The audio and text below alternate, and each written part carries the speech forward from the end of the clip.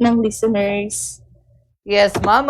Ma'am, anya da iti programa tayo nga mabalin kita ipakamu tayo iti publiko po, ma'am. Yes po, ipropromote ko na lang din po ang aming Fisheries Scholarship Program po dito sa Bureau of Fisheries and Aquatic Resources po. So actually, ang aming Fisheries Scholarship Program ay may 3 category. Ito po ay para po sa mga anak ng fisher folk. So when we say anak ng fisher folk po, may 4 din po itong category. Sila po yung mga nagbebenta ng isda, nanghuhuli ng isda. So ito po yung usual na notion natin pag fisher folk, yung fisherman po. Pwede din po sila po yung nagpa-process ng mga isda na binibenta po sa market. At yung iba po, yung mga nagbabantay po ng mga fish pond po. So yun po yung classification kung sinasabi po nilang fisher folk. Pangalawa pong category is yung mga senior high school po, yung mga grade 12 po, this coming November, na sila po ay bilang sa honor student. Yan, kung with honor, with highest honor, pwede po sila na mag-apply. At yung pangatlo po ay yung mga anak po ng tribo or yung mga anak po or member po ng ating kapatid na katutubo. So kung sila po ay senior high school, grade 12, sila po ay qualified po para po mag-exam sa November 12 po. Yes po, ma'am. Ma'am, may mga limit po ba kung ilang mga anak ng mga fisher folks or fisherman po na pwede pong maka-avail itong scholarship po, ma'am?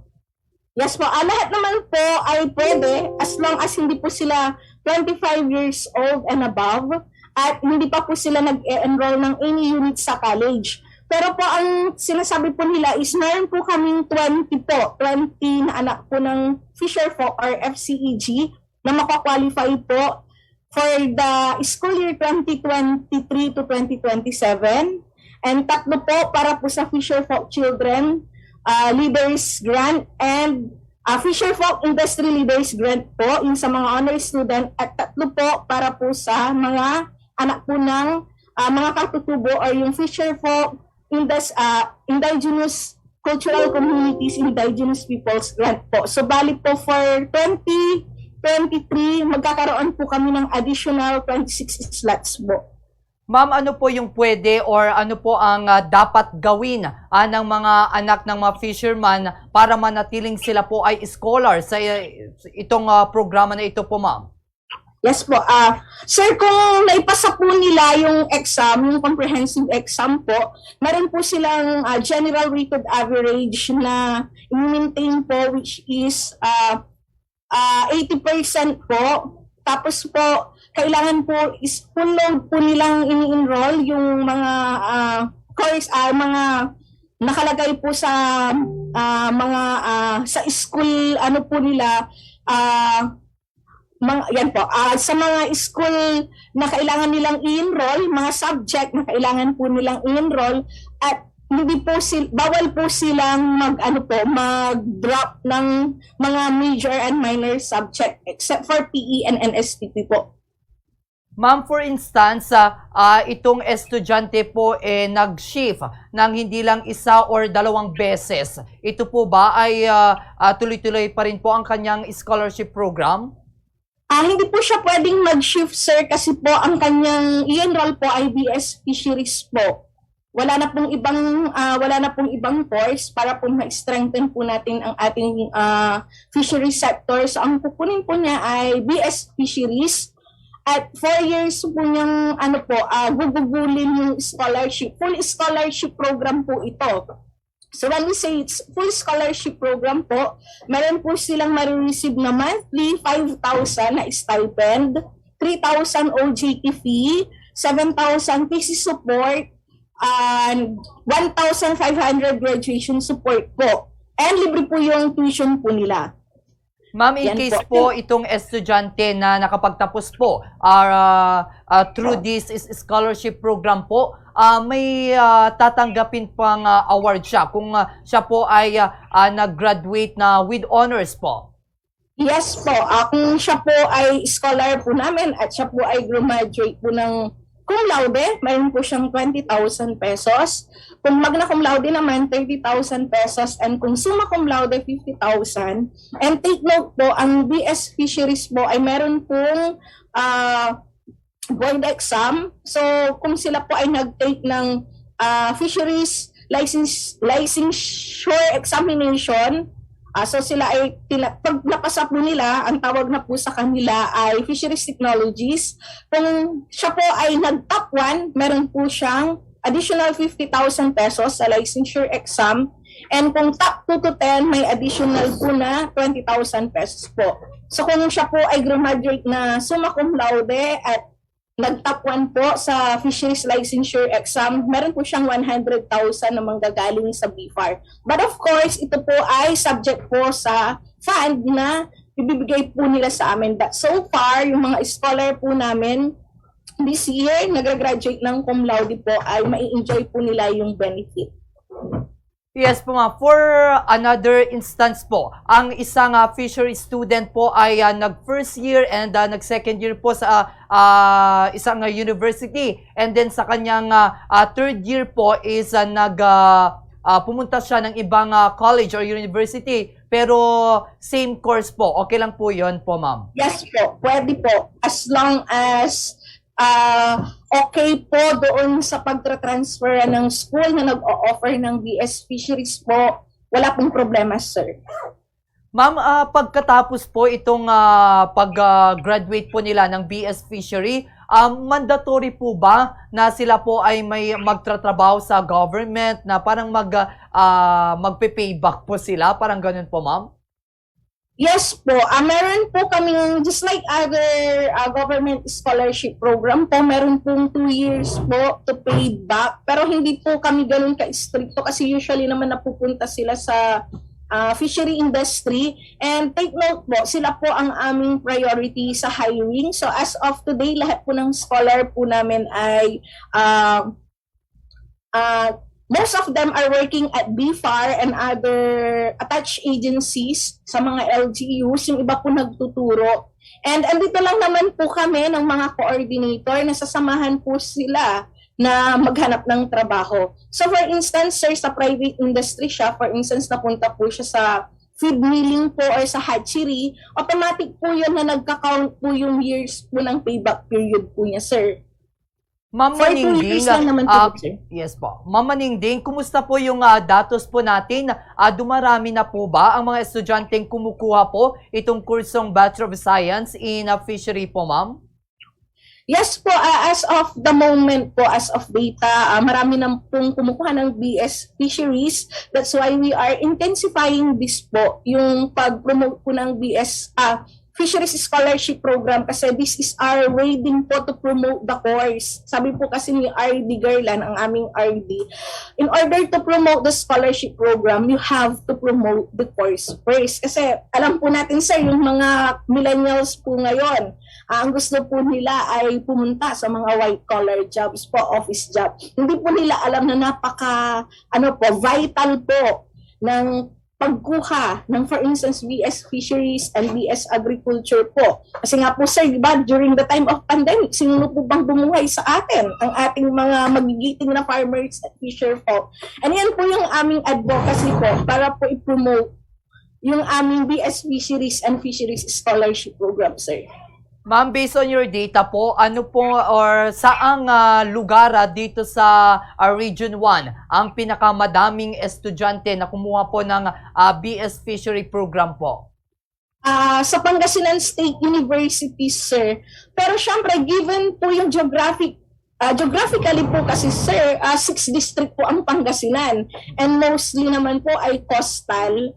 Mas maraming pumapasa sa Pangasinan, mas marami din pong nag-i-enroll doon. Pero pwede po silang mag-enroll in any university offering BS Fisheries. Kung gusto po nilang mag-enroll sa UP, sa Cagayan State University, Central Luzon State University, pwede po. Yan po. But as of today, dahil may pandemic, we are encouraging our scholar na mag-enroll sa mga malalapit na SUC. Pero kung gusto po nilang mag-enroll sa CLSU, UP, or Cagayan State University, sasamahan din po nila kami. Support lang po kami, sir. For verification po, ma'am, ito po bang scholarship natin na ino-offer natin sa mga estudyante, ito po ba ay regardless kung sa public or private sila po, ma'am?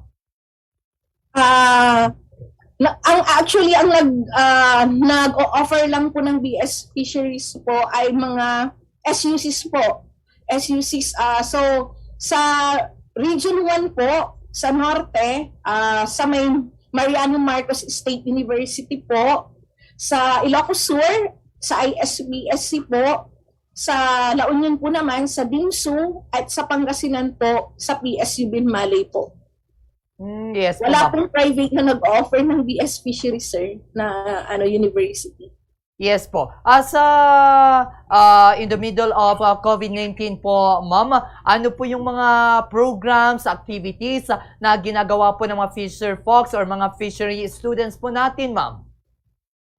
Well, as of today, this pandemic po, sir, medyo na-limit siya. Pero nag-i-start na din po yung mga scholar po naming mag-OJT since last year. Mga extension programs, so sumasama na po sila sa mga ano po namin, sa mga ibang activities. Pero nung pre-pandemic pa, yung mga extension work po namin, like nag-clean po sila ng mga ano po, coastal clean up, sumasama po sila, mangrove planting. Of course, in coordination with our SUC po. Tapos may mga program din po ang BFAR na ini-enjoy namin yung mga BS Fisheries na, hindi lang po yung mga scholar, pati yung mga BS Fisheries na student to join our program. Yan po yung pinakalas po ay nag-join sila for ano po yung pag-formulate ng jingle po ng BFAR. Yan. So yung mga nag-join at nanalo nung time na yun po, nandito na din po sila sa BFAR. Nag-work na din po silang lahat dito, sir. Ma'am, maraming nagtatanong kung ilan po ba ang slot na pwedeng mag-apply po itong scholarship po for the BS Fishery Program. So, yung Fisheries Scholarship Program po, as long as lahat po sila ay qualified doon sa 3 category po, pwede po silang mag-apply. Pero yung slot po is 26 region-wide, 20 for the Fisher Folk Children Educational Grant, 3 for the Fishery Industry Leaders Grant, and 3 for the Fishery ICCs ITs po, yung sa mga member po ng Kapitubog, sir. 26 po, additional 26 region-wide po. Yes po, ma'am. Ma'am, kung may karagdagang pang impormasyon or pwedeng sabihin po sa ating pong tagapakinig at nanonood po ngayon ng Facebook Live at YouTube channel ng Bombo Radio Union, please go ahead po, ma'am. Yes po, inaanyayahan po namin yung mga magre-grade 12 this August na itry po yung best po nila kung sila po ay pasok under the 3 categories para po mas strengthen po natin yung fisheries industry. We enjoin you to take the 2023 nationwide competitive exam for the Fisheries Scholarship Program this coming November 12. And ang deadline po sa pagpasa ng aming ng requirement po is August 29, 2022. So kung kayo po ay taga Ilocos Norte, pwede nyo pong ibigay sa aming mga office or station sa Paway at sa Lawag. Kung taga Ilocos Sur po kayo, pwede din po sa aming fisheries office sa Narvacan. Kung kayo pa ay taga La Union, pwede po dito sa regional office, pwede po sa aming station at PFO office sa may Rosario at sa may Kasantaan. At kung sa Pangasinan din po, pwede din po sa aming PFO at sa mga station sa Sual, Dagupan at Alaminos. Pwede din po kayong mag-apply online. So, pakihanap lang po ang aming page sa BFAR FSP1 or BFAR1 Facebook account. Pwede din po kayong mag-email sa aming, at pwede din pong mag-download sa aming website. Search nyo lang po BFAR1. Or kung gusto nyo direct na po, pwede din po, itype nyo lang po yung pangalan ko sa Facebook. So, you can inquire anytime. Or pwede din pong i-message nyo ako through my mobile number 0917-832-1117. So, ini-encourage ko din po yung mga parents na nakikinig today na tulungan nyo din po kami na i-encourage yung next generation po natin na mag-take ng BS Fisheries. Yun lang po, sir, and thank you so much po. Yes, muli maraming salamat po, Mama Mayan Maningding, at Regional Fisheries Scholarship Program Coordinator. So DJ Makabumbo, dagiti agkalikagom nga mga la iti kurso nga BS wenno Bachelor of Science in Fisheries ket nawaya nga mapan kayo agipasa kadagiti nadakamat nga lugar nga in kayo pangipasaan at i-application nyo mga kabombo at tapno adda iti mabalinyo nga maalang financial assistance when iti scholarship